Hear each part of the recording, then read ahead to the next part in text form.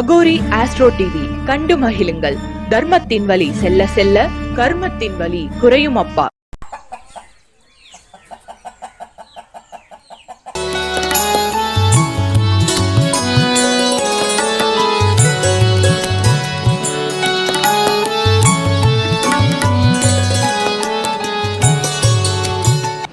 இறை வழிபாட்டு சித்தர்னே அவருக்கு ஒரு பேர். அது பார்த்திங்கன்னா தெரியும் ஃபேஸ்புக்கில். ராமஜெயம் ராமநாதன் அண்ணா அவர்கள் பார்த்திங்கன்னா எல்லாத்தையுமே கலந்து, அதாவது தனவரவுக்கு உண்டான இறை வழிபாட்டு ஸ்தலங்கள் எது, தனவரவை நம்ம எப்படி வலிமைப்படுத்துறதுக்கு எந்தெந்த தெய்வங்களை நம்ம முறையாக வழிபடணும், அது மட்டும் இல்லாமல் ஜோதிட சூட்சமங்களோட ஒரு ஃபுல்லாக ஒரு தொகுப்பாக அடக்கி அவர் ஒரு சூட்சமமான சில விஷயத்தை பேசலான்னு ஆசைப்பட்டிருக்காரு. ஐயா அவர்களை நம்முடைய சரவணபவ ஜோதிட அறிவாலயத்தின் சார்பாக வருக வருக என அன்போடு நம்ம வரவேற்கிறோம். ஐயா அவருக்கு ஒரு சிறிய மரியாதை நிமித்தம். அது மட்டும் இல்லை, இன்றைக்கி ஒரு சிறப்பு அம்சம் என்ன அப்படின்னா, இங்கே வந்திருக்கக்கூடிய நம்ம ஆடியன்ஸ், அது நிர்வாகிகளாக இருக்கலாம், மாணவர்களாக இருக்கலாம், ஆடியன்ஸு இன்றைக்கி இங்கே இருக்கிறவங்கெல்லாம் கிடையாது, இவங்கெல்லாம் வேறு, இங்கே இருக்கிறவங்க மட்டும். இவங்களுக்கு நீ இந்த பக்கம் முதல்ல அங்கே போயிட்டாப்புல. தங்கப்பாண்டியன் ஐயா அவர்களுடைய கைகளால் ஒவ்வொருத்தருக்கு 2 பேர்த்துக்கு 5-5 கிராமில் 2 பேர்த்துக்கு தங்க நாணயம், வெள்ளி நாணயம் இல்லை தங்க நாணயம் தங்க நாணயம் கொடுக்குறோம்னு வாய் வந்துருச்சு அப்படின்னா அந்த அளவுக்கு இது ஒரு நாளைக்கு உயர்த்த நிலைக்கு வரும். அதில் எந்த ஒரு மாற்றமும் இல்லை. தங்க நாணயமும் கொடுக்கும் காலம் கட்டாயம் வரும். சிறப்பு. இன்னைக்கு வெள்ளி நாணயத்தை மட்டும்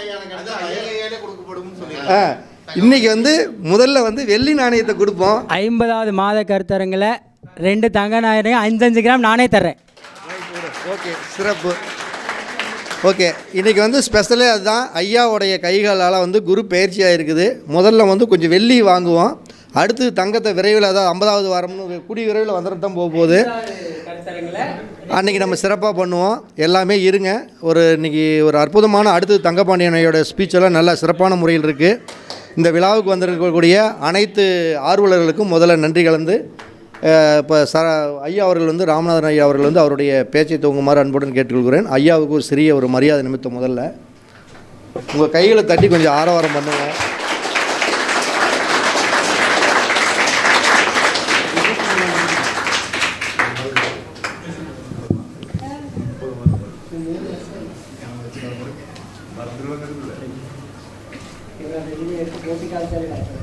உங்கள் எல்லாருக்கும் வணக்கம். இந்த ராமஜெயம் ராமநாதன் ஐயாவை பற்றி ஒரு விஷயம் உங்களை முன்னாடி சொல்லணும். நான் என்னென்னா, ஜோதிடத்தில் அவங்களுடைய ஆர்வமும் அவங்களுடைய, அதாவது எப்படி சொல்லணும்னா, அந்த வகுப்பை கவனிக்கிற விதம் அப்படிங்கிறது அவங்ககிட்ட ஒரு அளவில் ரொம்ப கற்றுக்கிட வேண்டிய ஒரு விஷயம் பார்த்துக்கோங்க.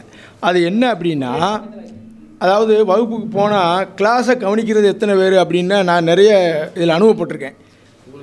நிறைய பேர் அந்த வகுப்பை கவனிக்கிறதுல சிந்தனை எங்கெங்கேயோ இருக்கும், கொஞ்சம் நேரம் கழித்து கேட்பாங்க. ஆனால் அவர் கவனித்து டவுட்டு கேட்குறது, அவர் அந்த கடந்து வந்த பாதை இன்றைக்கி ராமஜெயம் ராமநாதன்னா தெரியாத ஆள் தமிழ்நாட்டில் கிடையாது. ரெண்டாவது, அவர் பலன் சொல்கிற விதம் ஜாதகம் பார்த்தவங்க என்கிட்ட சொல்லும்போது, இந்த மாதிரி கடந்த வாரம் பார்த்தேன், அவங்க இந்த மாதிரி பாயிண்டெல்லாம் சொன்னாங்கன்னு ரொம்ப சந்தோஷமாக என்கிட்ட கிட்டத்தட்ட ஒரு 3-4 நபர்கள் கடந்த மாதத்துலேயே சொல்லியிருக்காங்க. அவருடைய ஜோதிட புகழ் இன்னும் வளரணும்.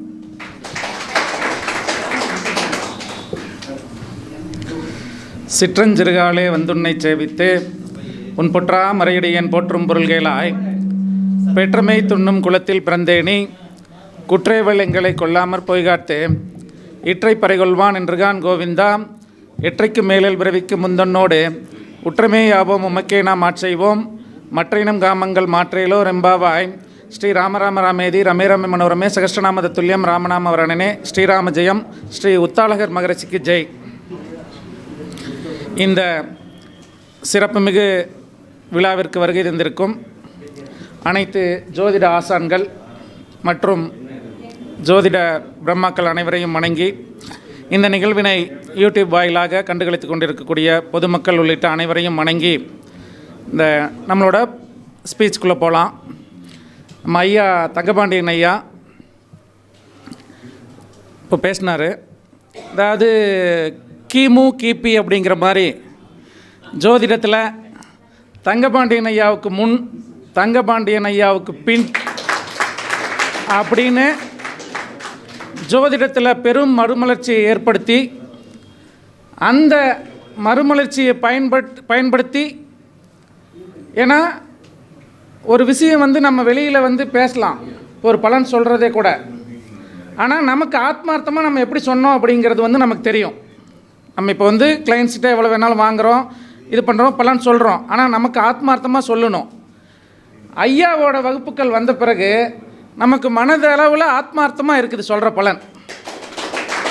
இது வந்து ஏன்னா அந்தளவுக்கு ரூல்ஸு இது இருந்தால் இப்படி தான். ஏன்னா ஜோதிடம் பொய்ன்னு சொல்கிறது, ஜோதிடம் நடக்குதா இல்லையா அப்படிங்கிறதெல்லாம் நமக்கு அந்த இதே இல்லை. ஏன்னா ஒரு ரூல் இருந்தால் அந்த சம்பவம் வாழ்க்கையில் அப்படியே நடந்திருக்குது. அது மாதிரி பல்லாயிரம் ரூல்ஸ் வந்து ஐயா வந்து நமக்கு வந்து கொடுத்துருக்குறாங்க. அந்த ரூல்ஸுங்களை நீங்கள் வந்து பயன்படுத்தி ஜோதிடம் சொன்னீங்கன்னாவே மனநிறைவாக வாங்கக்கூடிய காசுக்கு நமக்கும் பிரயோஜனமாகி, ஏன்னா ஒரு விஷயங்கள் நம்ம சொல்கிறோம்னா தவறாக சொல்லி நம்மளோட சந்ததிகளுக்கு பாதிப்பை சேர்த்து வைக்கக்கூடாது. நம்மளோட சந்ததிகள் பாதிப்பு இல்லாமல் நல்லா இருக்கிறதுக்கு வழிவகுத்திருக்கக்கூடிய நம்முடைய குருநாதர் தங்கபாண்டியன் ஐயாவை வணங்கி இதை அனைவரும் பயன்படுத்திக்கோங்க. நாங்கள்லாம் வந்து அந்த எசன்ஸை வந்து அவர் வந்து அப்படியே சொலையாக பிரித்து கொடுப்பார். அதெல்லாம் நாங்கள் பயன்படுத்திகிட்டு இருக்கிறோம். இதை பார்த்து கொண்டு இருக்கக்கூடிய ஜோதிடர்களும் பொதுமக்களும் இந்த மாதிரி விஷயங்களை பயன்படுத்திக்கணும் அப்படின்னு சொல்லி உரைக்குள்ளே போகலாம். நம்ம சகோதரர் பேசிகிட்டு இருந்தார். அந்த தேவையற்ற உறவுகளை பிரிக்க ரெட்டை வாழைப்பழம் அருமையான பரிகாரம். அதில் அந்த ரெட்டை வாழைப்பழத்தில் பெயரை எழுதி, அவங்களோட தாயோட பெயரை எழுதி வேப்பெண்ணெயை தடவி கொடுத்துருங்க. எப்பயுமே வந்து அது ஒரு குரங்குக்கிட்ட கொடுக்குறப்போ அந்த வேப்பெண்ணெயோட வாயில் வச்சிருச்சுன்னா கோபமாக அதை பிரிச்செறிஞ்சிரும், கசந்துரும், அந்த உறவு வந்து கசந்துரும். அப்போது அந்த இரட்டை வாழைப்பழம் இதெல்லாம் வந்து அனுபவத்தில் நல்லா ஒர்க் அவுட் ஆகக்கூடிய பரிகாரங்கள். ஆனால் பணத்துக்காக பண்ணிடாதீங்க.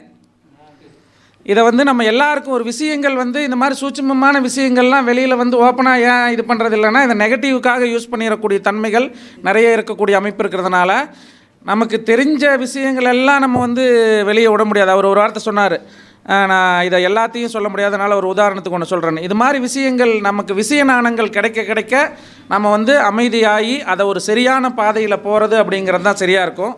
அப்போ அந்த இரட்டை வாழைப்பழம் இது. அதே போல் தேவையற்ற உறவுகள், ஒரு சரிவராத ஒரு உறவு நிலைகள் இருக்குது அப்படின்னா அதுக்கு வந்து யானைக்கு விளாம்பழம் கொடுப்பது. யானைக்கு வந்து அது பழமொழியே இருக்குது, விளாம்பழத்து ஓடோட விட்டதடி ஆசை. அப்போது ஆசை அதாவது இல்லீகலான ஒரு ஆசைகள் சம்பந்தப்பட்டது, நடைமுறைக்கு ஒவ்வாத பிரச்சனையான விஷயங்களை செய்து கொண்டிருந்தால் அந்த உறவுகளை நீங்கள் பிரிப்பதற்கு யானைக்கு வந்து அதை மனசில் நினச்சிக்கிட்டு விளாம்பழத்தை கொடுத்தால் அந்த இல்லீகலான விஷயங்கள், தேவையற்ற உறவு நிலைகள், பிரச்சனையான இது இருந்துச்சுனாக்கா அது வந்து தீரக்கூடிய அமைப்பு என்பது இருக்கும். அதையும் வந்து பண்ணிக்கலாம். அடுத்தது நம்ம ஜானகிராமன் சார் பேசுகிறப்ப சொன்னார் குருக்கேது இணைவு. இப்போ குருக்கேது இணைவு இருந்தாவே அவங்க வந்து ஒரு விசேஷம் நடக்குதுன்னா அவங்களுக்கு ஒரு பாதிப்பு வந்துடும். ஒரு கூட்டம் கூடுது அப்படின்னாக்கா அவங்க வந்து சந்தோஷமான மனநிலையில் இல்லாத தன்மைகள் அப்படிங்கிறது குருக்கேது இணைவு. அப்போ என் பொண்ணு கல்யாணத்துக்கு நான் இத்தனை பவுன் பண்ணுறேன், அத்தனை பவுன் பண்ணுறேன்னு சக்திக்கு மீறிய வாக்குறுதிகளை குருக்கேது இணைவு இருக்கிறவர்கள் கொடுக்கக்கூடாது. அப்போது விசேஷ டைமில் சில பிரச்சனைகளை சந்திக்கக்கூடிய அமைப்பு என்பது அவர்களுக்கு உண்டு. பெருசாக விசேஷத்தில் போய் அவங்க முன்னிலைப்படுத்தி நின்றுட்டு இருக்கக்கூடாது. இது ஒன்று. அதே போல் அந்த குருக்கேது இணைவு இருக்கக்கூடிய நபர்கள் நம்பிக்கையின் பேரில் கடன் வாங்கக்கூடாது. சார் பழக்க வழக்கம் இருக்குது, ஒரு நம்பிக்கையின் பேரில் வாங்கின கடன், எந்த ஒரு ஷூரிட்டியும் கொடுக்காம நம்பிக்கையின் பேரில் வாங்கப்பட்ட கடன் அவங்க வாழ்க்கையில் பெரிய ப்ளே பண்ணி பிரச்சனையை கொடுக்கும். அப்போது இந்த அமைப்பில் வந்து அந்த குருக்கேது இணைவு இருப்பவர்கள் கவனமாக இருந்து கொள்ள வேண்டியது சிறப்பு. அடுத்தது பார்த்திங்கனாக்கா நம்ம தங்கபாண்டியன் சார் வந்து நம்ம ஹையர்லலாம் கூட நடத்தியிருக்கிறார். பாக்கியஸ்தானாதிபதியை கொடுங்க, எது இணைக்க இப்போது 2 பேரும் இணைவாக இப்போ ஐயா வந்து ஒரு இது கேட்குறாரு, பிரிக்கிறதுக்கே சொல்லிட்டு இருக்கிறீங்க எல்லாம் வரிசையா. அது அருமையான கேள்வி தான். ஏன்னா நான் அதனால தான் அழுத்தி சொன்னேன், தேவையற்ற உறவுகளாக இருந்தால் மட்டும் பிரிச்சிருங்க சாமி, நீங்கள் பணத்துக்காக எதுவும் ஒன்று பண்ணி விட்றாதீங்க அப்படின்னு. அப்போது இணையணும் அப்படின்னாக்கா உங்களுக்கு ஜோதிடத்தில் ஹஸ்த நட்சத்திரம், ஹஸ்தம்னா என்ன? இணைந்த கைகள். அப்போது அஸ்த நட்சத்திரம் வரக்கூடிய நாளில் உத்தர நட்சத்திரம் முடிஞ்சு ஹஸ்த நட்சத்திரம் ஆரம்பிக்கிற வேலை அந்த முதல் நாளிகையாக இருந்துச்சுன்னா இன்னும் விசேஷம். அதில் அந்த முதல் பாதத்தில் வாய்ப்பு இருந்தால் அந்த நாளிகை அமைப்பில் இருந்துச்சுன்னா, அந்த ஆரம்பிக்கக்கூடிய 24 நிமிஷம் அந்த மாதிரி அமைப்பில் இருந்தாலும் ரொம்ப விசேஷம்.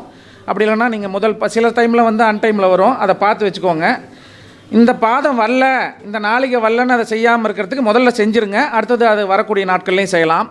அப்போது ஹஸ்தம் நட்சத்திரம் வரக்கூடிய நாட்களில் அர்த்தநாரீஸ்வரர் வழிபாடு, கணவனும் மனைவியும் ஆணும் சிவசக்தி அம்சமாக இருக்கக்கூடிய அர்த்தநாரீஸ்வரர் வழிபாடை இந்த அஸ்த நட்சத்திரம் வரக்கூடிய நாட்களில் போய் நீங்கள் வழிபாடு பண்ணிட்டு வந்து பாருங்கள். நல்ல அந்யோன்யத்தன்மை அப்படிங்கிறது உங்களுக்கு கட்டாயம் கிடைக்கும். அதே போல் இந்த வழிபாட்டை வந்து லக்ன சஷ்டாஷ்டகம் இருக்கிறவங்க, ராசி சஷ்டாஷ்டகம் இருக்கிறவங்க, ஒரு தொழில் பார்ட்னராக இருக்காங்க, சார் சஷ்டாஷ்டகமாக போயிடுச்சு தெரியாமல் சேர்ந்துட்டேன், இல்லை தெரியாமல் மேட்ச் பண்ணிட்டோம், லக்ன சஷ்டாஷ்டகம் இருக்குது, ராசி சஷ்டாஷ்டகம் இருக்குதுன்னு சொல்லக்கூடிய நபர்கள் உங்கள் பகுதியில் அர்த்தநாரீஸ்வரர் கோலத்தில் இருக்கக்கூடிய தெய்வம் இருக்கக்கூடிய ஆலயத்திற்கு இப்படி உத்தர நட்சத்திரம் முடிந்து அஸ்த நட்சத்திரம் ஆரம்பிக்கிற வேலையில் போயிட்டு வாங்க. அந்த சுவாமிக்கு ஒரு அபிஷேகம் பண்ணி வழிபாடு பண்ணுங்கள். அபிஷேகம் அப்படிங்கிறது வந்து நீங்கள் முழு அபிஷேகம், இப்போ ஒரு பரிகாரத்தை சொல்லிடுறோம், இப்போ அவங்க போனாக்கா 5000 கொடு 10,000 கொடு அப்படின்னு கேட்கக்கூடிய தன்மைகள் வந்து நிறையா இருக்குது. அதில் நீங்கள் வந்து இளநீர் அப்படிங்கிறது மிக சிறப்பான ஒரு, அதுக்கு பேரே வந்து கண்படா தீர்த்தம். இளநீர் அப்படிங்கிறது கண்படா தீர்த்தம். அந்த இளநீரை வாங்கி நீங்கள் இந்த அர்த்தநாரீஸ்வரருக்கு ஒரு அபிஷேகம் பண்ணி வழிபாடு பண்ணிட்டு வாங்க. அபிஷேகத்துக்கு அவங்க பண்ணுற டைமுக்கு யூஸ் பண்ணிக்கோங்கன்னு சொல்லி இந்த இளநீரை கொடுத்துட்டு வாங்க. பன்னீரெல்லாம் இன்றைக்கி நம்ம திருச்செங்கோடு அர்த்தநாரீஸ்வரர் கோயிலெலாம் வந்து அது வந்து ஒரு கருத்து இருக்குது. போகரால் பழனி மலை எப்படி முருகன் சிலை செய்யப்பட்டதோ அதே போல் போகரால் நிர்மாணிக்கப்பட்ட சிலை தான் வந்து அர்த்தநாரீஸ்வரர் சிலை அப்படிங்கிறதும் நமக்கு சுவடிகளில் காணப்படக்கூடிய ஒரு விஷயம். அப்போ அதிலெல்லாம் போய் நீங்கள் இப்போ இருக்கக்கூடிய பன்னீரை ஊற்றி அந்த கெமிக்கலை ஊற்றி அதோட புனிதத்தன்மையை நம்ம கெடுக்காமல் இந்த கண்படா தீர்த்தம்னு சொல்லக்கூடிய இந்த இளநீயை நீங்கள் வந்து ஊற்றி வழிபாடு பண்ணிட்டு வாங்க. இது நாம் வந்து பரிகாரமாக சொல்லி டைவர்ஸ்க்கு போன கேஸ் கூட இந்த ஆலயத்திற்கு போயிட்டு அதிலிருந்து என்ன மாற்றம் பெற்று இன்றைய வரை சேர்ந்து வாழ்ந்து கொண்டு இருக்கக்கூடிய அமைப்பு அப்படிங்கிறது இந்த பரிகாரத்துக்கு உண்டு. அதனால் இதை வந்து நீங்கள் வந்து நம்பிக்கையாக வந்து பயன்படுத்தலாம். அர்த்தநாரீஸ்வரர், அதுவும் திருச்செங்கோட்டில் இருக்கக்கூடிய அர்த்தநாரீஸ்வரர் உங்களுக்கு மிகச்சிறப்பாக நல்ல சக்தி மிகுந்த ஸ்தலம். அங்கே இருக்கக்கூடிய செங்கோட்டு வேலவரும் அருமையான ஸ்தலம். அங்கே இருக்கக்கூடிய சர்ப்பங்களும் ஆதிசேஷன் இருக்கக்கூடிய அமைப்பு, இது எல்லாமே வந்து நமக்கு நல்ல ஒரு பரிகார ஸ்தலமாக இருக்கக்கூடிய அமைப்பு. திருச்செங்கோடு போயிட்டு வாங்க, வாழ்க்கையில் நல்ல ஒற்றுமை தன்மைகள் ஏற்படும். அதே போல் உங்களோட பாக்கியமோ உங்கள் தாயாரோட பாக்கியமோ ஒன்று சேர்ந்து நமக்கு பொருளாதார மேன்மையை கொடுக்கக்கூடிய இடம் அப்படிங்கிறது நம்ம ஜாதகத்தில் உண்டு. என்ன அது? ஏதாவது ஐடியா இருக்கா? 9ஆம் பாவம் அப்படிங்கிறீங்க. அதாவது நம்மளோட பாக்கியஸ்தானமோ தாயாரோட பாக்கியஸ்தானத்தையும் வச்சு நமக்கு நல்ல தனவரவை கொடுக்கக்கூடியது தான் இந்து லக்னம். ஒரு ஜாதகத்தில் இந்து லக்னத்தை நீங்கள் கெட்டியாக பிடிச்சிக்கிட்டு நீங்கள் இப்போ ஐயா சொன்ன மாதிரி காசிக்கு போகிறது, அதை தாண்டி போகிறது, ரிஷிகேஷ் போகிறது, இதெல்லாம் விட நீங்கள் நம்ம லோக்கல்லையே வந்து நிறைய பாடல் பெற்ற ஸ்தலங்கள், மிக அற்புதமான பலன்களை கைமேல் பலன் தரக்கூடிய ஆலயங்கள் நிறைய உண்டு. இன்னொன்று, நீங்கள் வெளியில் தான் தேடிட்டு ஓடணும்னு அவசியம் இல்லை. எந்த ஊருக்கு வந்து இறங்குனீங்கனாலும் அந்த பகுதியில் இருக்கக்கூடிய எல்லை தெய்வங்களுக்கு ஒரு மதிப்பளித்து ஒரு வழிபாடு பண்ணி பாருங்கள், வாழ்க்கையில் மாற்றம் கிடைக்கும்.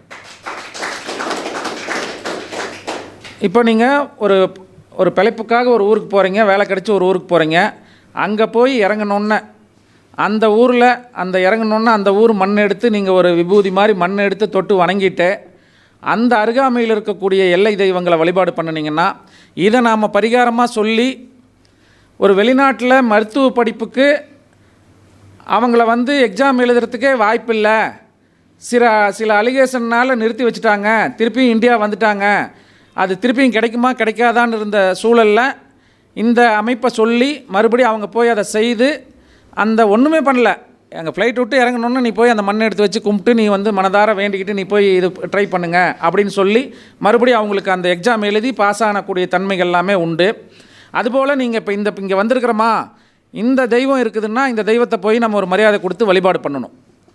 எந்த ஒரு ஆலயத்திற்கு எங்கே ஒரு ஊருக்கு போனோம்னாலும் அந்த எல்லை தெய்வங்களுக்கு நாம் வந்து வழிபாடு செய்து வந்தாலே நமக்கு வாழ்க்கையில் நல்ல மேன்மைகள் அப்படிங்கிறது கிடைக்கும். அந்த பகுதியில் இருக்கக்கூடிய தெய்வங்களும் அது வந்து ரொம்ப பிரபலமாக இருக்கணும் அப்படிங்கிற அவசியமெல்லாம் இல்லை. ரொம்ப பிரபலமான ரொம்ப சக்தி மிகுந்த கோயில்கள்லாம் பார்த்திங்கனாக்கா அந்த கோயிலுக்கு வழி சொல்கிறதுக்கு ஆள் இருக்காது. நீங்கள் அவங்களாம் சத்தம் இல்லாமல் அமைதியாக இருக்கக்கூடிய அமைப்பு அப்படிங்கிறது நிறைய இருக்குது. அது எங்கே இருக்குதுன்னு தெரியலைங்களே சார், அது அதிகமாக திறக்க மாட்டாங்களே, காலையில் வந்துட்டு உடனே பூஜை செஞ்சுட்டு போயிடுவாங்களே அப்படின்னு சொல்லக்கூடிய அமைப்பில் தான் இருக்கும். அதே மாதிரி அந்த கோவிலை பார்த்திங்கனாக்கா நெட்டில் அதுக்கு வேறு பலன்கள் இருக்கும், இது வந்து இந்த இதுக்கு ஏற்ற ஸ்தலம் அப்படின்னு. ஆனால் அது உள்டாவாக வேறு சில பலன்களுக்கு வந்து இப்போ ஒரு உதாரணத்துக்கு வந்து திருச்சிக்கு பக்கத்தில் கோபுரப்பட்டின்னு ஒரு ஊர் இருக்குது. நம்ம ஏன்னா இங்கே இப்போ பேசக்கூடிய இடம் வந்து வாஸ்து நிபுணர் அவரோட இடத்துலேருந்து பேசுகிறதுனால அந்த வாஸ்துக்கு ஒரு ஸ்பெஷலைஸ்டான ஒரு கோவில் அப்படிங்கிறதும் சொல்லலாம். அப்போ திருச்சிக்கு பக்கத்தில் மணச்சநல்லூருக்கு அருகாமையில் கோபுரப்பட்டி அப்படிங்கிற ஒரு ஊர் உண்டு. அந்த கோபுரப்பட்டியில் தான் திருச்சி ரங்கநாதர் அந்நியர்கள் படையெடுப்பு நடந்த காலத்தில் அந்த கல் தூண் போட்டு அந்த ஸ்ரீரங்கத்தில் இருக்கக்கூடிய சிலையை மறைச்சிட்டு அடுத்து இருக்கக்கூடிய உற்சவர் சிலை மற்ற சிலைகள் எல்லாமே எடுத்துகிட்டு வந்து இந்த கோபுரப்பட்டியில் நீண்ட காலம் இருந்த ஒரு ஸ்தலம் தான் இந்த கோபுரப்பட்டி ஸ்தலம். அந்த கோபுரப்பட்டி ஸ்தலம் அப்படிங்கிறது நிலம் சம்பந்தப்பட்ட விஷயங்களில் உங்களுடைய கோரிக்கைகள் நிறைவேறுவதற்கு அற்புதமான ஸ்தலம். அந்த கோபுரப்பட்டி அங்கேயும் வந்து நம்ம திருச்சியில் எப்படி ரங்கநாதர் இருக்கிறாரோ அதே அமைப்பில் ரங்கநாதர் அங்கே உண்டு. அங்கே இருக்கக்கூடிய சயன கோலம் மட்டும் பால சயன கோலம், அந்த கால் வந்து பார்த்திங்கன்னா குழந்தை மாதிரி படுத்திருக்கும். உலகிற்கே படி அளக்கக்கூடிய அந்த படியை வந்து தலையில் வைத்திருக்கக்கூடிய அமைப்பு என்பதும் பால சயன கோலத்தில் இருக்கக்கூடிய ரங்கநாதரும் அந்த கோபுரப்பட்டியில் இருக்கிறாங்க. அப்போ உங்கள் வீட்டில் ஒரு வாஸ்து கோளாறு இருக்குது, நிலம் வாங்கணும்னு நினைக்கிறேன், நிலம் வாங்க முடியல சார், வாங்கின இடத்த கட்ட முடியல, இல்லை நிலத்தை வந்து ஒரு சேல் பண்ணும், ஏதோ உங்களுடைய நிலம் சம்பந்தப்பட்ட கோரிக்கைகளுக்கு அற்புதமான நிவர்த்தி தரக்கூடிய இடம்தான் கோபுரப்பட்டி ரங்கநாதர் ஆலயம். அந்த ஆலயத்துக்கு போயிட்டு வாங்க, உங்கள் வாழ்க்கையில் வந்து நிலம் சம்மந்தப்பட்ட விஷயங்களில் நல்ல மாற்றங்கள் கிடைக்கும். இப்போ நம்மளோட பாக்கியமும் தாயார் செய்த பாக்கியமும் இணைந்து நமக்கு தனவரவாக மாற்றிக்கொள்ளக்கூடிய அமைப்பு அப்படிங்கிறது வந்து இந்து லக்னம். இந்து லக்னத்தை எப்படி பார்க்கணும் அப்படிங்கிறது உங்களுக்கு விதி இருக்கும். உதாரணத்துக்கு மேசத்துக்கும் விருச்சிகத்துக்கும் செவ்வாய் வீட்டுக்கு 6 பாயிண்ட்டு, சுக்கிரன் வீட்டுக்கு 12, புதன் வீட்டுக்கு 8, குரு பகவான் வீட்டுக்கு 10, சனி பகவான் வீட்டுக்கு கதிர்கள் 1, சந்திரன் வீட்டுக்கு 16, சூரியன் வீட்டுக்கு 30. இப்படி வச்சு லக்னத்திற்கு 9ஆம் இடம் அது என்ன பாயிண்ட் வருதோ, இப்போ ஒரு உதாரணத்துக்கு ஏதோ ஒரு லக்னம் சொல்லுங்கள். கடக லக்னம், இல்லை கடக லக்னத்திற்கு 9ஆம் வீடு எது? மீனம். அதுக்கு மீன வீட்டுக்கு 10 அப்படின்னு சொல்லி சொன்னோம். ஒரு ராசி சொல்லுங்கள். மிதுனத்திற்கு 9ஆம் இடம் என்ன? கும்பம். அதுக்கு சனி பகவான் வீட்டுக்கு 1ஆம் எண்ணு, மகரம் கும்பத்துக்கு 1, மீனம் தனுசுக்கு வந்து 10ன்னு சொன்னோம். அப்போது கடக லக்னத்திற்கு 9ஆம் இடம் 10, மிதுன லக்னத்திற்கு 9ஆம் இடம் 1, 11 வருது. அப்போது அந்த மிதுன ராசியிலேருந்து எண்ணி போட்டிங்கன்னா 11ஆம் இடம் மேசத்துக்கு வரும். அப்போ அந்த மேசம்தான் உங்களுக்கு வந்து இந்து லக்னம். இந்த இந்து லக்னம் என்ன சார் அப்படின்னாக்கா, இந்து லக்னத்தில் இருக்கக்கூடிய கிரகம் ஆட்சியாக இருந்துச்சுனாக்கா அந்த திசாபுத்தி காலங்களில் அந்த கோச்சார காலங்களில் உங்களுக்கு மிகச்சிறப்பான தனவரவை கட்டாயம் கொடுக்கும். அப்போது நீங்கள் இந்த பரிகாரம் பண்ணுறதெல்லாம் இப்போ காரகத்துவம்லாம் ஐயா வந்து பக்கமாக கொடுத்துருக்கிறார். அப்போ மேசத்தோட காரகத்துவம் என்னான்னு பாருங்கள். அந்த மேசத்தோட காரகத்துவம் சம்மந்தப்பட்ட விஷயங்களில் நீங்கள் வாழ்க்கையில் இணைச்சிக்கிட்டே வாங்க பாருங்கள். வாழ்க்கையில் சத்தம் போடாமல் உங்களோட வளர்ச்சி அப்படிங்கிறது கிடைக்கிறதுக்கு உண்டான வாய்ப்புகள் கிடைக்கும். அதே தேடி வரும். உங்களுக்கு வளர்ச்சி அப்படிங்கிறது கட்டாயம் மேன்மைக்கு வரும். அப்போ மேசம் அப்படின்னா மேசத்துக்கு உண்டான அந்த நிறத்தில், உடையோட நிறத்திலிருந்து, அந்த பகுதியிலிருந்து, அந்த உணவுகள்லேருந்து, அதற்குண்டான ஆலயங்கள்லேருந்து பல்வேறு விஷயங்களை வந்து நீங்கள் வாழ்க்கையில் வந்து செயல்படுத்தலாம். அதை செயல்படுத்தினீங்கன்னாவே வாழ்க்கையில் வெற்றி கிடைக்கும். அப்போது இந்த ஒரு இந்து லக்னத்தை கொன்று அவர் பிரபலமாவாரா, நல்ல வருமானம் கிடைக்குமா அப்படிங்கிறதெல்லாம் இந்து லக்னம் வந்து உங்களுக்கு வந்து நல்லபடியாக கொடுக்கும். இப்போது நம்ம சொன்னது வந்து இந்த இந்து லக்னம் வந்து சரராசியில் வந்திருக்குது. இந்த இந்து லக்னம் பொதுவாக ஸ்திர ராசியில் விழுந்தால் உங்களுக்கு நல்ல பலன் வந்து கட்டாயம் அதிகபட்சமாக கொடுக்கும். ஒரு அந்த ஸ்திர ராசிகள்னு சொல்லப்படக்கூடிய இடத்துல இந்த இந்து லக்னம் இருந்துட்டாவே நல்ல வளர்ச்சி அப்படிங்கிறது டபுள் மடங்காக கிடக்கக்கூடிய அமைப்பு அப்படிங்கிறது உண்டு. நீங்கள் இதை பொருத்தத்தில் சமயோசிதமாக யூஸ் பண்ணலாம். ஒரு ஸ்திர லக்னம் இந்து லக்னமாக இருக்கக்கூடிய ஒரு பெண்ணை திருமணம் பண்ணிட்டு போகக்கூடிய ஆணுக்கு அந்த பெண் வந்ததுக்கப்புறம் அவரோட ஜாதகம் மாற்றத்தை கட்டாயம் கொடுக்கும் பொருளாதார ரீதியில்.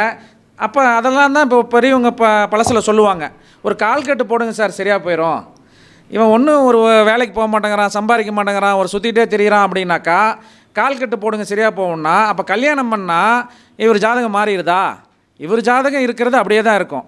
இப்போ அவர் சொன்ன மாதிரி பரிகாரம் நீங்கள் 7 கோயிலுக்கு வரிசையாக ஒரே நாளில் போயிட்டு வந்தாலும் அடுத்த நாள் பார்த்தாலும் கட்டம் அப்படியே தான் இருக்கும். ஆனால் லைஃப் ஸ்டைல் மாறும். உங்களுக்கு கட்டம் வந்து அப்படியே தான் இருந்துகிட்டு இருக்குமே ஒழிய லைஃப் ஸ்டைல் வந்து அது பரிகாரங்களை முறையாக செஞ்சு முடித்தா மாறும். அப்போ கால்கட்டு போட்டால் எப்படி சார் மாறுது அப்படின்னா, இந்த மாதிரி யோக நிலைகள் இருக்கக்கூடிய பெண் வந்தாலோ அல்லது உங்களுடைய ஜாதகத்தில் உங்களுக்கு வீக்காக இருக்கக்கூடிய கிரகங்கள் வரக்கூடிய பெண் ஜாதகத்தில், உங்களுக்கு மனைவியாக வரக்கூடிய பெண் ஜாதகத்தில் நல்ல அமைப்பில் இருந்துச்சுனாக்கா கட்டாயம் வந்து அந்த பெண் வந்ததுக்கப்புறம் இவருக்கு வளர்ச்சி அப்படிங்கிறது கட்டாயம் கிடைக்கும். அப்போ ஒரு ஜாதகத்தில் ஒரு மைனஸான விஷயங்கள் இருக்குது அப்படின்னா இதெல்லாம் சின்ன சின்ன விஷயத்தை, ஒரு இந்து லக்னம் ஸ்திர லக்ன வீடாக இருக்கக்கூடிய அமைப்பில் இருக்குது சார், பையன் வந்து இன்னும் சரியான வேலை இல்லை, பெரிய அளவில் சொத்து இல்லை சார், இந்த இந்த பையனுக்கு என் பொண்ணை நம்பி கொடுக்கலாமா அப்படின்னா தாராளமாக கொடுங்க. ஒன்றும் இல்லாத இடத்துக்கு போனாலும் இந்த பொண்ணு மேன்மைக்கு, இந்த பொண்ணோட நேரத்தில் முன்னெல்லாம் பார்த்தீங்கன்னா பட்டிக்காட்டில் இந்த வார்த்தையெல்லாம் யூஸ் பண்ணுவாங்க, இந்த பொண்ணு போய் காலடி வைக்கிற நேரம் அது குப்பையும் கோபுரமாயிரும், தாராளமாக கொடுங்க அப்படின்னு சொல்லக்கூடிய அமைப்பு. சில இப்போ வந்து பேரண்ட்ஸ் பார்த்திங்கனாக்கா அந்த பொண்ணுங்களுக்கு வந்து, ஏன்னா இதை நேரலையில் பார்த்துட்ருக்குறாங்க, பெண்களோட அவங்களே வந்து 90% ஜாதகம் தெரிஞ்சவங்களாக தான் வராங்க. வந்து ஜாதகத்தை அனுப்பிவிட்டு, சார் எனக்கு முடக்கு இது, எனக்கு வந்து இது திரிசூன்யம், இது எனக்கு இதெல்லாம் இப்படி இருக்குது, இந்த திசாபுத்தி நடக்குது, இதுக்கு வந்து நீங்கள் இந்த பரிகாரம் வந்து நீங்கள் சொல்லுங்கள். அதெல்லாம் ஒரு பிரச்சனையும் இல்லாமல் வேறு பிரச்சனை இல்லை, அதில் நிறைய யோகங்கள் இருக்கும், அதெல்லாம் மறந்துட்டு இந்த பிரச்சனை இருக்குது, இப்படி தான் இருக்குது, இதுக்கு இந்த பொண்ணுக்கு இப்படி ஆகி போயிருமாமே அப்படி ஆகி போயிருமான்னு ஏற்கனவே சொன்னாங்க. எண்ணம் போல் வாழ்க்கை. இப்போ நினைக்கக்கூடிய விஷயங்களை நீங்கள் பாசிட்டிவான விஷயங்களை நினைக்கிறப்போ அதை நோக்கி உந்தி தள்ளப்பட்டு அதற்கு நிவர்த்தி தன்மைகள் கிடச்சி நமக்கு நல்ல வாழ்க்கை அமையக்கூடிய வாய்ப்பு இருக்குது. இப்போ இது எதுக்கு சொல்ல வரோம் அப்படின்னாக்கா, ஒரு ஜாதகத்தில் முதல்ல பார்ப்பாங்க, நம்மகிட்டயே நம்ம ரெகுலர் கிளைண்ட்ஸ் எல்லாம் இதை நம்ம வந்து அனுபவிச்சே பார்க்குறோம். முதல்ல ஒரு 20 கண்டிஷன் வச்சுருப்பாங்க. இது நல்லா இருக்குது அப்படின்னம்னாலும் அந்த 20க்கு ஒத்து இல்லைன்னா இல்லை சார் அப்புறம் பார்க்கலாம் அப்படின்னு விட்டுருவாங்க. ஒரு வருஷம் கழித்து திருப்பியும் அதை 20 கண்டிஷன் 5 கண்டிஷன் ஆகும்.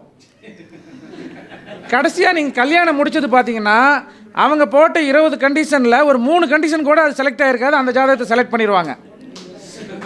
அதுக்கு அந்த ஃபஸ்ட்டு வருஷம் வந்த ஜாதகம் சூப்பரான ஜாதகம், அதை இந்த எக்ஸ்ட்ரா கண்டிஷன்லாம் போட்டு விட்டுருவாங்க. அதனால் பெற்றோர்கள் தயவு செஞ்சு எதுக்கோ எவ்வளவோ செலவு பண்ணுறீங்க, ஒரு ஆர்கெஸ்ட்ராவுக்கு 5 லட்சம் வச்சு செலவு பண்ணுறீங்க, சாப்பாட்டில் என்னோடய வீரத்தை காமிக்கணும்னு சொல்லி செலவு பண்ணுறீங்க, ஜோதிடர்கிட்ட மட்டும் வந்தாக்கா ஃப்ரீயாக பார்ப்பாங்களாங்கிற மாதிரி பார்க்குறீங்க.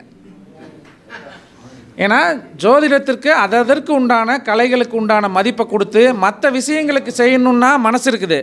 ஆனால் ஜோதிடத்துக்கும் சில மற்ற விஷயங்களுக்கு வந்து அவங்களுக்கு வந்து மனம் இல்லாத தன்மையினால் நான் என்ன சொல்கிறேன்னா, நம்மளை பொறுத்த வரைக்கும் வந்து ஒரு 4-5 ஜோதிடர்கிட்ட பார்த்துட்டு வாங்க. சிலர்லாம் வந்து சொல்லுவாங்க, சார் வேறவங்ககிட்ட பார்த்தேன்னு சொன்னால் கோச்சிக்குவாங்க, நீங்கள் 10 இடத்துல பார்த்துட்டு வாங்க, அப்போ தான் வந்து நீங்கள் பாருங்கள் உங்களுக்கு யார் சொல்கிறது ஒத்து வருதுன்னு பாருங்கள். இப்போ அதே மாதிரி சொல்லுவாங்க, சார் அவர்கிட்ட பார்த்தேன் சார், அது வந்து அவர் ஒரு பரிகாரம் சொன்னார் சார், அவன் நடக்கலை சார் அப்படிம்பாங்க. ஏங்க நடக்கலைங்கிறீங்க, அதுக்கு அடுத்த ஸ்டெப்பு தாங்க இன்னொருத்தர்கிட்ட உங்களுக்கு அனுப்பியிருக்குது. இப்போ அவர்கிட்ட நீங்கள் செஞ்ச பரிகாரம் தான் உங்களுக்கு அடுத்த ஏன்னா ஒரே இதில் உங்களுக்கு நடந்துடாது. நீங்கள் ஒவ்வொன்றா செய்ய தான். இப்போ நான் ஒன்று சொல்கிறேன், எனக்கு ஒரு ஃபீஸ் கொடுக்குறீங்க, நான் ஒன்று சொல்கிறேன். நான் சொல்கிறத செஞ்சிங்கன்னா என்னோட இன்னொரு உங்களுக்கு வழிகாட்டிக்கு இன்னொருத்தர் கிடைப்பார், அவர்கிட்ட போய் பாருங்கள், அது மூலிமா ஒரு நிவர்த்தி கிடைக்கும் அப்படின்னு சொல்லக்கூடிய தன்மைகள் தான். அப்போ பெற்றோர்கள் தயவு செஞ்சு நீங்கள் பல்வேறு கண்டிஷனை வச்சுக்கிட்டு நீங்களாக இவருக்கு இந்த இடத்துல இதாகி போச்சு, அந்த இடத்துல அதாகி போச்சுன்னு நீங்களாக ஜாதகத்தை ரிஜெக்ட் பண்ணாமல் உங்களுக்குன்னு தெளிவான ஜோதிடர்களை தேர்ந்தெடுத்து வைத்துக்கொண்டு ஒருத்தருக்கு 4 பேர்கிட்ட பாருங்கள். அதை கரெக்டாக உங்களுக்கு ஒத்து வரவங்களாக அந்த 4-5 பேர்த்த தேர்ந்தெடுத்து வச்சுக்கோங்க. இன்றைக்கி வந்து ஓப்பன் ஆகிப்போச்சு, எல்லோரும் உங்களுக்கு எந்தெந்த ஜோதிடர் என்னென்ன விஷயங்கள் கொடுக்குறாங்க அப்படிங்கிறது அதில் எல்லாருக்கிட்ட உங்களுக்கு இந்த ஜோதிடத்துக்கு செலவு பண்ணுறதை பெருசாக நினைக்காம நீங்கள் ஒரு கல்யாணம் அப்படின்னாக்கா அதற்கு ஒரு தொகையை ஜோதிடத்திற்காக ஒதுக்கி வைத்து தெளிவாக நீங்கள் வந்து பார்த்து அந்த சடங்கு சம்பிரதாயங்களை நாள் செய்வதை நல்லவர்கள் செய்ய மாட்டார்கள்னு விதி உண்டு. அப்போது உங்களோட இதுக்கு தகுந்த மாதிரி மண்டபம் என்னைக்கு கிடைக்குது, இது என்னைக்கு கிடைக்குதுன்னு ஜோதிடரை நெளிக்கிறதுக்கு பார்க்காதீங்க. அப்புறம் வந்து அதாவது அவங்களுக்கு ஒரு விஷயம் பிடிச்சி போச்சுன்னா அதை வந்து ஜோதிடர் வாயால் சொல்ல வைக்கிறதுக்கு என்னென்ன வேலையோ அதெல்லாம் பண்ணுவாங்க. ஆனால் நம்ம ஜோதிடர்கள் நீங்கள் உங்களோட விதியில் கரெக்டாக நில்லுங்க. இந்த மாதம் கல்யாணம் வைக்கக்கூடாது சார், இந்த ஜாதகத்துக்கு இந்த மாதம் கல்யாணம் வச்சா செட் ஆகாது அப்படின்னா கல்யாணம் வைக்காதீங்க. இந்த நட்சத்திரம் இவருக்கு வந்து சரியில்லாமல் இருக்குது சார், 6 நட்சத்திரத்தை போய் 6 கிரகத்தை போய் தொடுது சார், இந்த நட்சத்திரத்தில் ஐயா ரூல்ஸ் கொடுத்துருக்குறாரு, அந்த மாதிரி உங்களுக்கு இது இருக்கா, சரியில்லாமல் இருக்குதா, சஷ்டாஷ்டக மாதங்களாக இருக்குதா, பிறந்த மாதத்துக்கு இது போல் பல்வேறு விதிகள் வந்து உண்டு. நீங்கள் உங்களுக்குன்னு ஒத்து வர விதிகளை எடுத்து வச்சுக்கோங்க. அந்த இது இருந்தாக்கா நீங்கள் அதில் ஸ்டாண்டர்டாக நில்லுங்க. இல்லை சார் எனக்கு அங்கே பெரிய மண்டபம், எனக்கு கூட்டம் வரும், அந்த மண்டபம் இந்த மாதம் தான் கிடைக்கும்னாக்கா அப்போ நீங்கள் பார்த்துக்கோங்க அப்படின்னு நீங்கள் வந்து அதை வந்து விலகி அதை முழுமையாக கரெக்டாக வந்து நீங்கள் ஃபீஸை வாங்குங்க.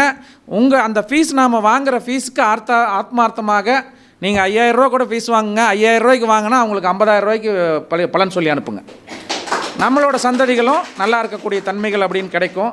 அப்போது இந்த இந்து லக்னத்திற்கு வந்து பெண்களோட ஜாதகத்தில் ஸ்திர லக்னத்தில் இருந்துச்சுனாக்கா அந்த இந்து லக்னம் போகக்கூடிய இடத்துல வந்து மிகச்சிறப்பாக நல்ல அமைப்பு வந்து கொடுக்கும்.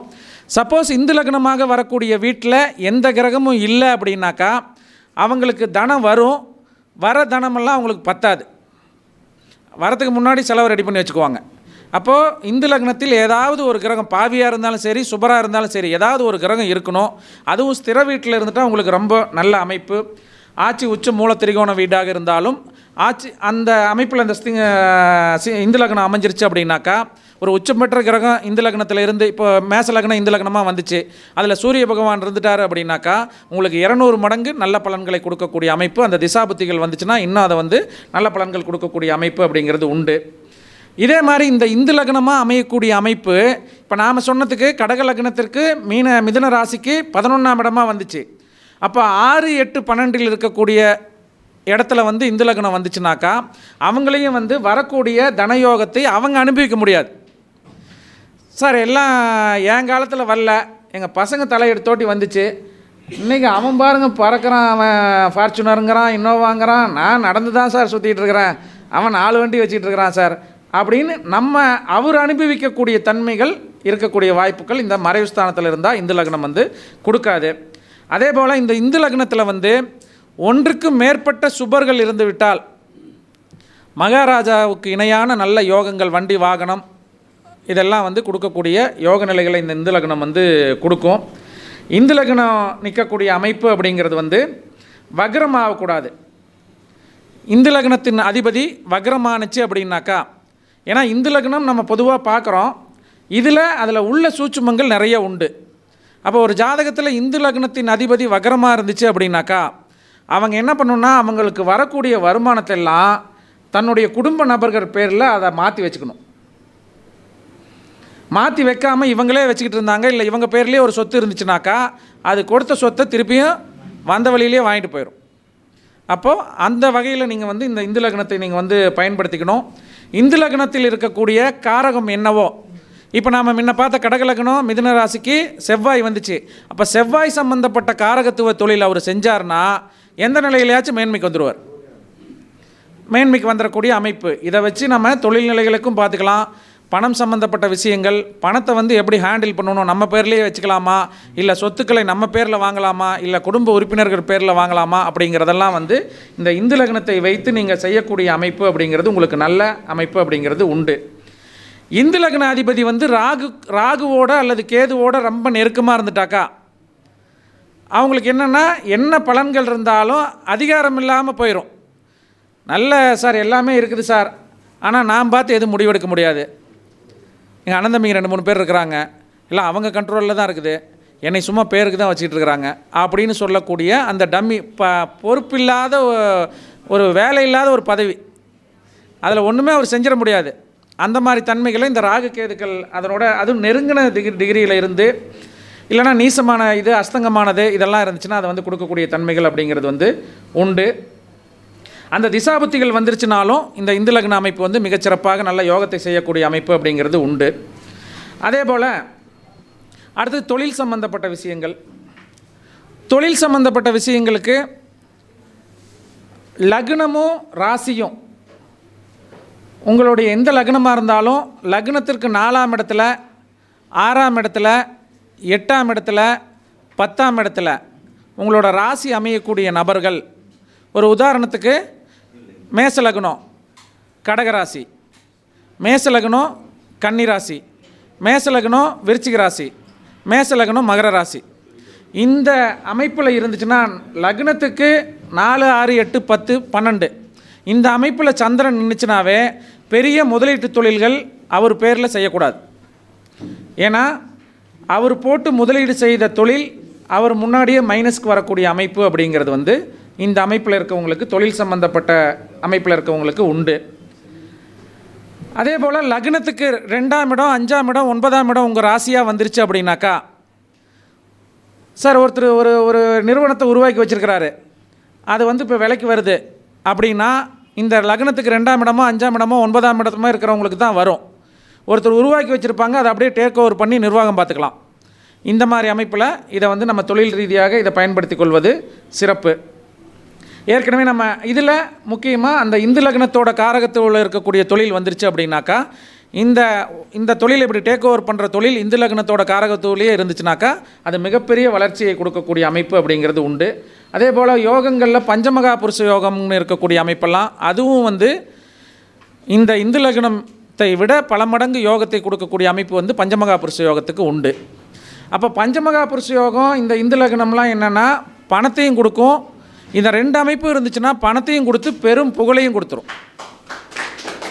இந்த அமைப்பு வந்து நம்ம வந்து சார் திசாபுத்திலாம் சரியில்லாமல் இருக்குது, பார்த்தா ஜாதகம் வந்து இதாக இருக்கிற மாதிரி இருக்குது, ஆனால் மிகப்பெரிய யோகங்களை செய்யக்கூடிய அமைப்பு அப்படிங்கிறது நமக்கு வந்து இதெல்லாம் வந்து கொடுக்கும். அதே போல் முக்கியமாக இந்த திருமணம் சம்பந்தப்பட்ட விஷயங்கள், இப்போ பெற்றோர்களோட இதே என்னன்னாக்கா இன்றைக்கி வந்து விருப்ப திருமணம், ஒரு லவ் அஃபேர் வந்துடுறது அப்படிங்கிறது ஓரளவுக்கு பேரண்ட்ஸே வந்து அதை வந்து கன்வின்ஸ் ஆகக்கூடிய சூழ்நிலை வந்துருச்சு. சொன்னால் கேட்கல, அப்புறம் வந்து இதாக ஆகணும், நீ பண்ணுறியா இல்லை நான் பண்ணிக்கிறேன்னா அப்படிங்கிற சூழ்நிலை இருக்கிறப்ப அதுக்கு வந்து ஒத்துப்போகக்கூடிய தன்மைகள் தான். அதில் இப்போ இந்த லேடிஸ் பெண்ணை பெற்றவங்க வந்து நம்மக்கிட்ட கேட்கக்கூடிய கேள்வி என்ன அப்படின்னாக்கா, சார் அவன் விரும்பிட்டா இல்லை பையன் விரும்பிட்டான், இதை பண்ணி வச்சா நல்லா இருக்குமா நல்லா இருக்காதா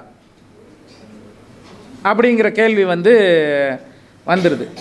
ஏன்னா இப்போ எவ்வளவு வேகமாக காதல் பண்ணுறாங்களோ அவ்வளோ வேகமாக ரிட்டர்ன் வந்துடுறாங்க. செவுத்தில் அடித்த பந்து மாதிரி வந்துடக்கூடிய தன்மை அப்படிங்கிறது வந்து உண்டு.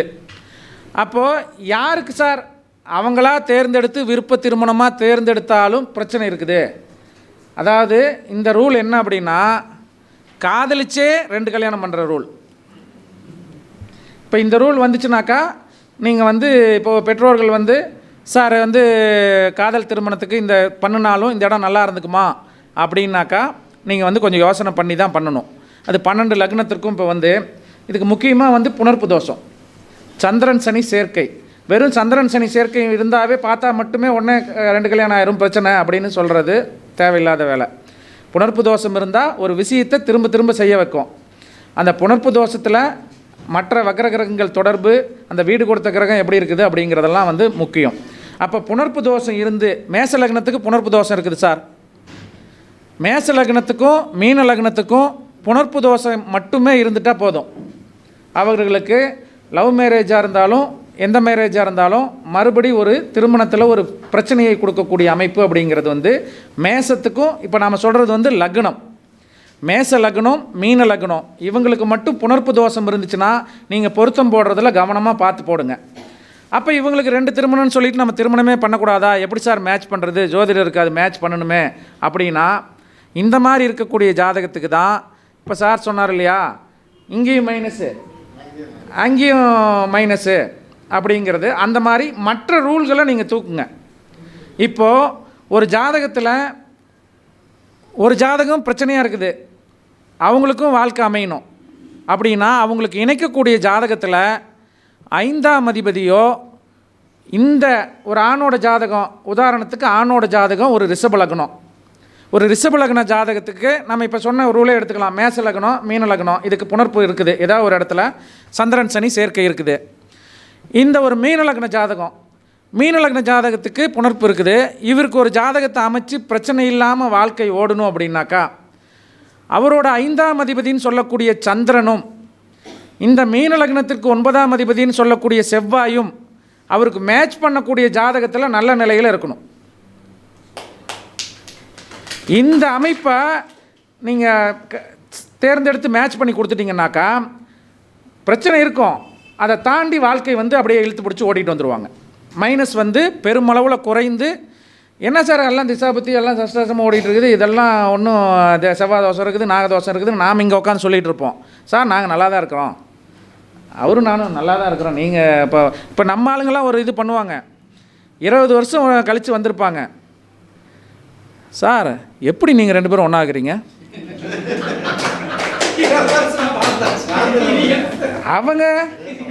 அவங்க வந்து ஜாதகத்தை சார் சார் சார் கம்முன்றுங்க, நாங்கள் குடும்பத்தில் ஒரு விசேஷம் நடக்குமான்னு பார்க்குறதுக்காக வந்திருக்கிறோம் அப்படின்னு அப்போ இவங்க ஆரம்பிச்சிருவார். இவர் இப்போ ஒரு பரிகாரம் ஒன்று அனுப்பலான்னு முடிவு பண்ணிட்டாருன்னா, இங்கே இந்த ஜாதகம் இப்படி இருக்குது, உங்கள் ஜாதகம் இப்படி இருக்குது, நீங்கள் எப்படி இத்தனை நாள் அப்படிங்கிறது வந்து சிலருக்கு முதல்ல இருந்து, ஏன்னா நம்ம ஜோதிடர்களை இது பண்ணுறதில்ல, அந்த மாதிரி ஏதாவது தன்மைகள்லாம் நம்ம சொன்னோம்னாலும் அவங்க இந்த மாதிரி இணைச்சிருந்தா, இந்த 5 குடையவனையும் 9 குடையவனையும் இணைக்கக்கூடிய ஜாதகத்தில் நல்ல அமைப்பில் இருந்து இணைச்சிட்டோம்னாக்கா இந்த ஜாதகம்தான் கல்யாணத்துக்கு பிறகு ஒரு கால் கட்டை போடு அதுக்கப்புறம் திருந்திடுவான் அப்படிங்கிற கேட்டகரியில் இது வரும்.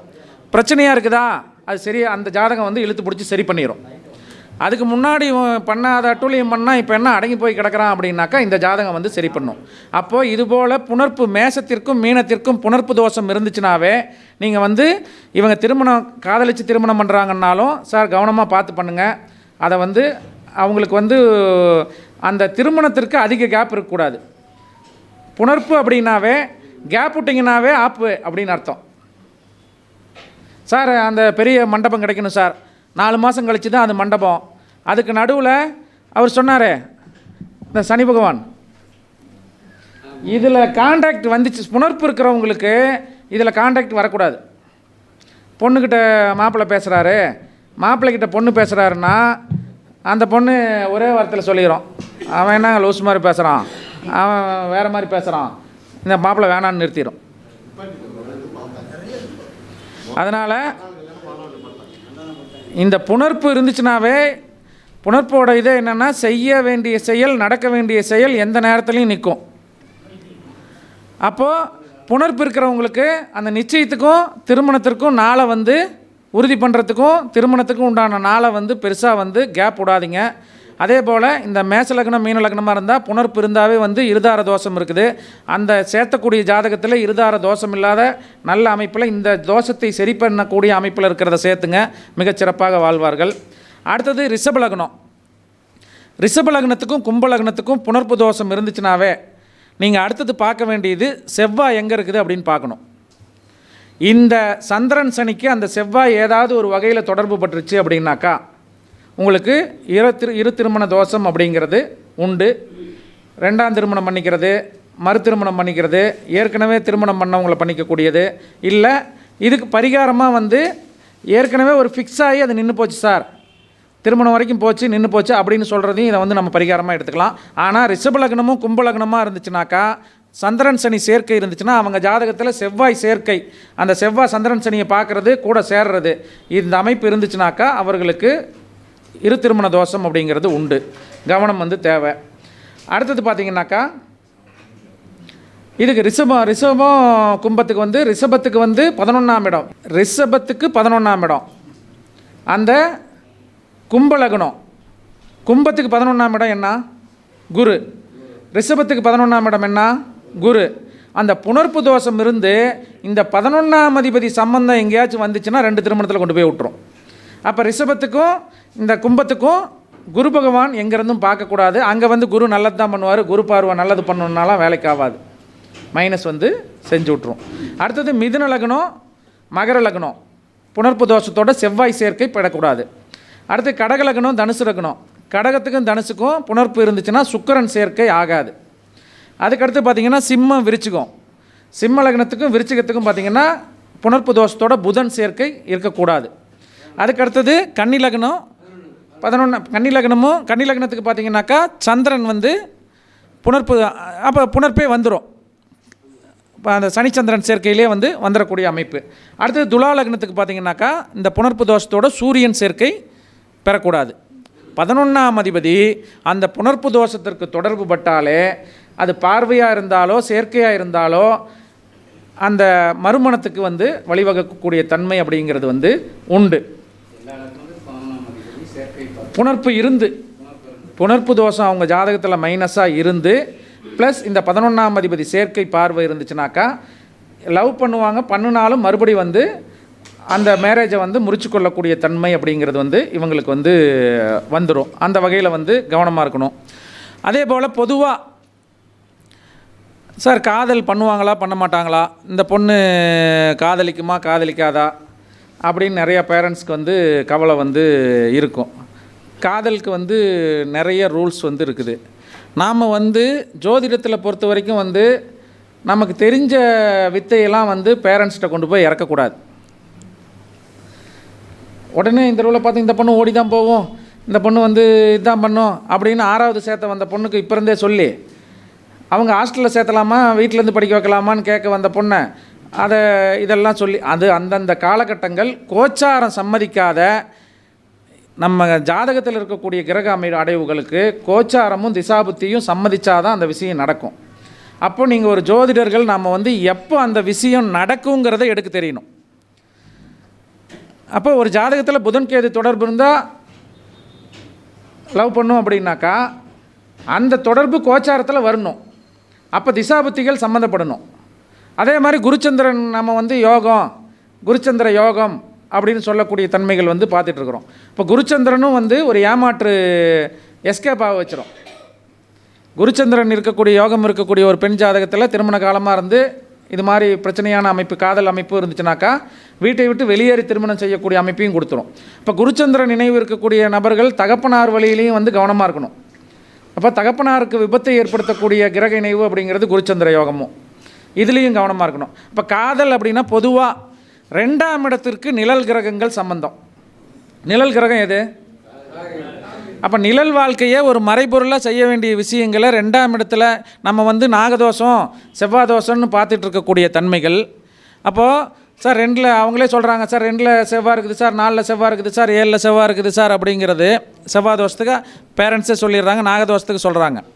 அப்போ 2ஆம் இடத்துல ஒருத்தருக்கு ராகு கேதுக்கள் இருந்துச்சு அப்படின்னாக்கா அந்த தசாபுத்திகள் வரக்கூடிய காலகட்டத்தில் காதல் சம்பந்தப்பட்ட விஷயங்கள் காமம் சம்பந்தப்பட்ட விஷயங்களில் கவனமாக இருக்கணும்.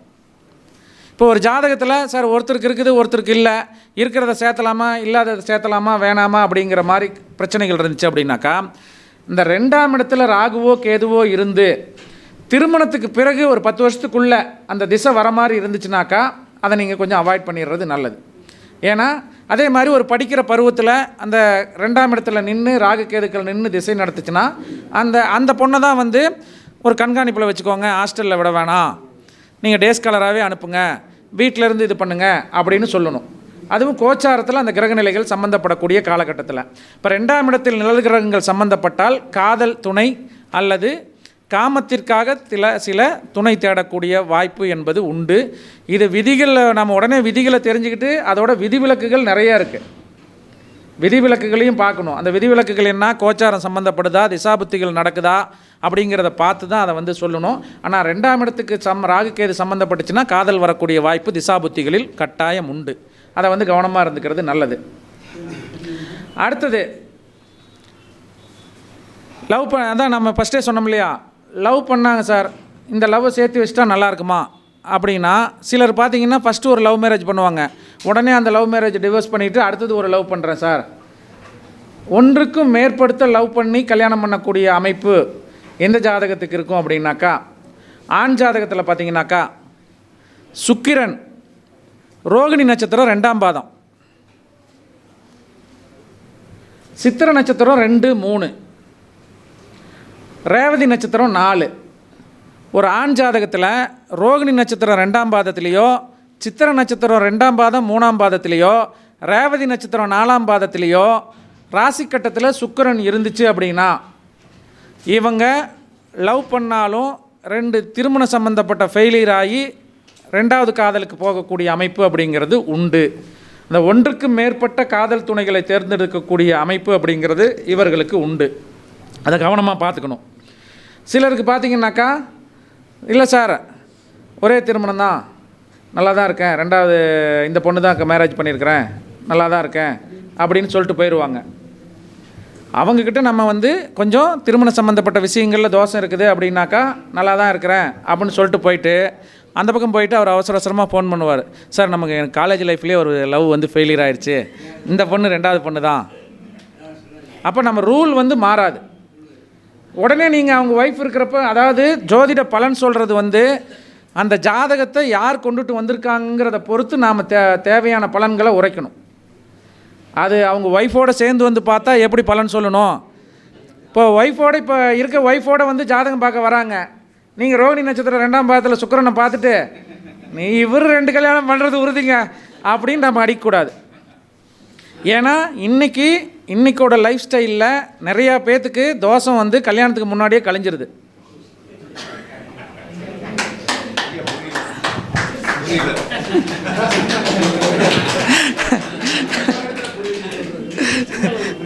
ஐயா தெளிவாக புரிஞ்சுக்கிட்டாரு. அதனால் நீங்கள் அதையும் கொஞ்சம் நம்ம அரசல் புரசலாக கேட்டுக்கிட்டு, சார் ஏதாச்சும் முன்ன ஏதாவது இது இருக்கா, ஒரு அஃபேர் இருக்கா அப்படின்னு நீங்கள் கேட்டுக்கிட்டு, அப்படின்னா அது நான் இப்போது பக்கமாக கூட யார் ஒரு பெண் ஜாதகம், அந்த ஜாதகத்தை வந்து பார்க்குறாங்க. அதாவது உங்களுக்கு இந்த காலையிலேயே ஃபோன் வருது பாருங்கள், உடனே பார்க்கணும் அப்படின்னு, அதெல்லாம் நீங்கள் கரெக்டாக தெரிஞ்சுக்கலாம். 5 மணிக்கு 5:30 மணிக்கு போயிடும், இல்லை நாளைக்கு காலையிலேயே வந்துடுறேங்க அப்படின்னு அர்ஜென்ட்டாக வந்தாங்கனாக்கா அங்கே ஒரு பிரச்சனை ஓடிட்டு இருக்குது அப்படின்னு நீங்கள் வந்து தெரிஞ்சுக்கலாம். அப்படி ஒரு பெண் ஜாதகத்தை நேரமாக வந்து பார்க்குறாங்க. சார் இந்த பொண்ணு வந்து அதான் போலீஸ் நீ இது கண்டுபிடிங்கிற மாதிரி தான் உட்காந்துருப்பாங்க, எதுவும் நம்ம மக்கள் வந்து சொல்ல மாட்டாங்க. அப்போது இந்த ஜாதகத்துக்கு இப்படி ஒரு பிரச்சனை இந்த காலகட்டத்தில் வருது, ஆனால் இந்த பொண்ணுக்கு அந்த இடம் நிலைக்காது.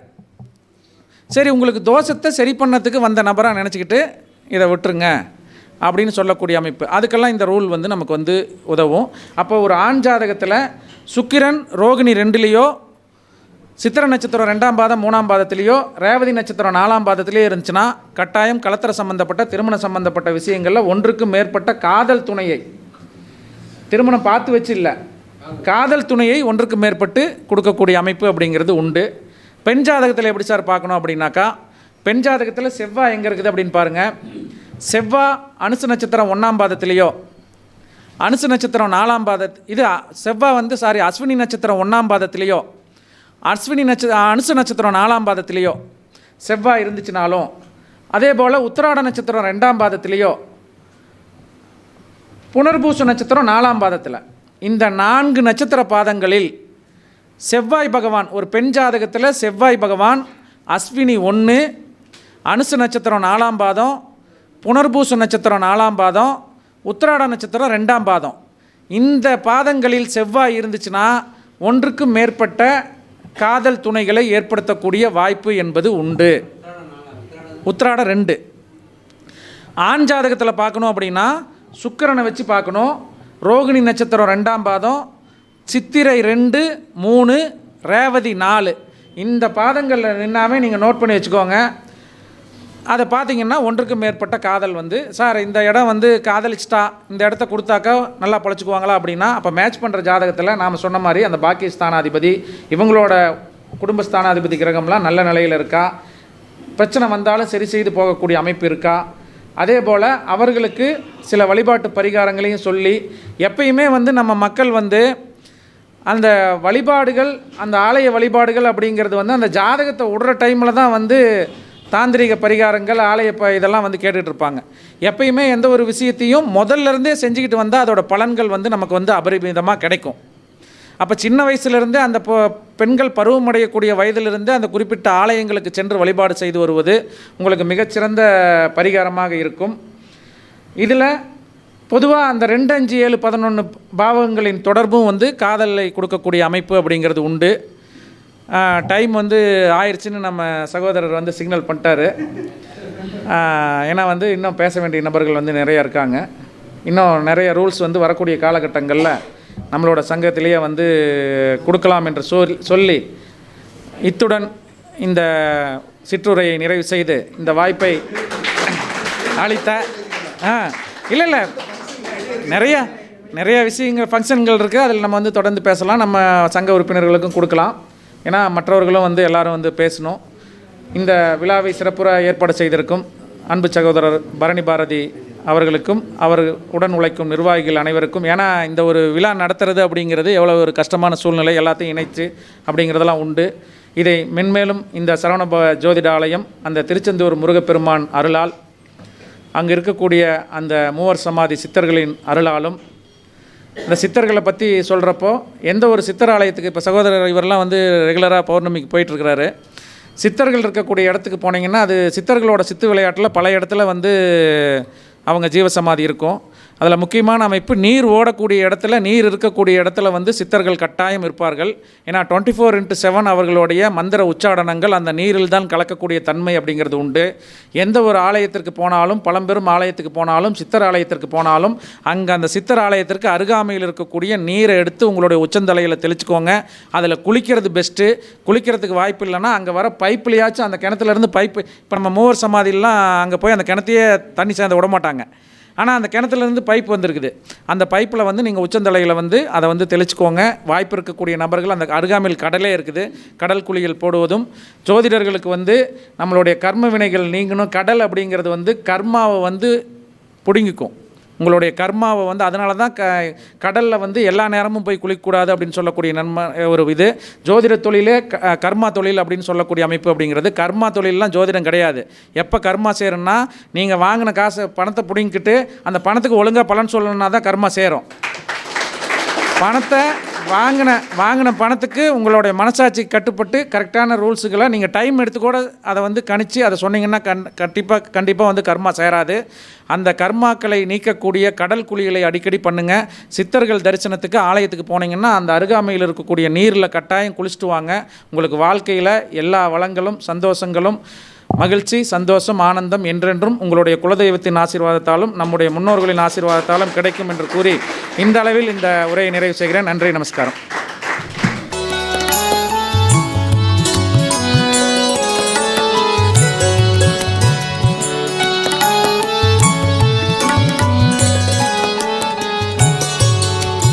அகோரி ஆஸ்ட்ரோ டிவி கண்டு மகிழுங்கள். தர்மத்தின் வழி செல்ல செல்ல கர்மத்தின் வழி குறையும் அப்பா.